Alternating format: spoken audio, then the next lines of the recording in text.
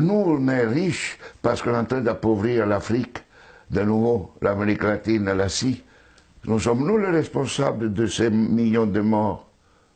C'est nous qui disons que tu dois avoir accès à l'eau simplement si tu la payes. Que je t'amènerai l'eau si je suis rentable. En Afrique, c'est nous, c'est pas eux. Eux, ils étaient capables de le faire en communauté. Et donc, à l'heure actuelle, il faut se dire que les guerres qu'on est en train de faire, c'est quoi? C'est parce qu'ils nous ont attaqués. Qui? Quand Sarkozy a bombardé la Libye, aucun Libyen n'avait attaqué la France. La France n'avait pas été bombardée par personne. Et nous, et quand les Américains ont bombardé Bagdad ou l'Irak, parce que c'était l'ennemi du mal, tous ces millions qui sont morts, et tous ces millions de réfugiés syriens, irakiens, etc., c'est qui eux, ils sont voulus.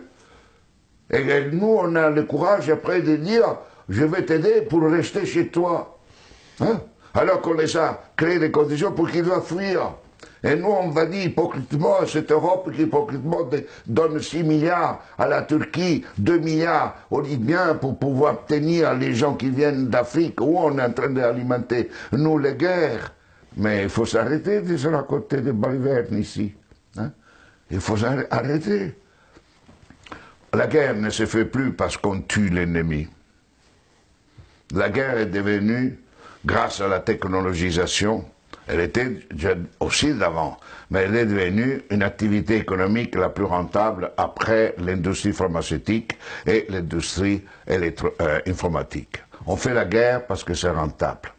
Et malheureusement, si nous ne changeons pas nos dirigeants, et nous-mêmes, hein, dans le sens pas individuellement, mais les systèmes de valeurs fondamentaux, la sécurité nationale qui explique la guerre, la souveraineté nationale, l'appropriation privée du vivant, etc. Tout ça, on fera la guerre. On fera la guerre, pourquoi? Parce que pour cela, deviendra une activité de plus en plus rentable. D'ici quelques années, si vous éliminez la guerre, le PIB mondial chutera, d'après le système dominant. Elle ne chutera pas si on est dans un autre système. Au contraire, la guerre, la disparition de la guerre sera une source de richesse. Mais c'est pour cela que les dominants à l'heure actuelle ne veulent pas réduire les armements, ne veulent pas réduire les occasions de guerre. Parce qu'imaginez-vous la France sans la guerre. Que serait comme économie? Imaginez-vous les États-Unis sans guerre, deviendraient les pauvres. Dans des économies pauvres. Donc aujourd'hui, on est entré dans une phase où on fait la guerre parce que c'est rentable. Et vous n'aurez aucun dirigeant actuel du monde qui arrêtera la guerre, parce qu'il sera crucifié, parce qu'il sera lapidé, parce qu'il va contre la logique. La guerre fait augmenter le PIB mondial.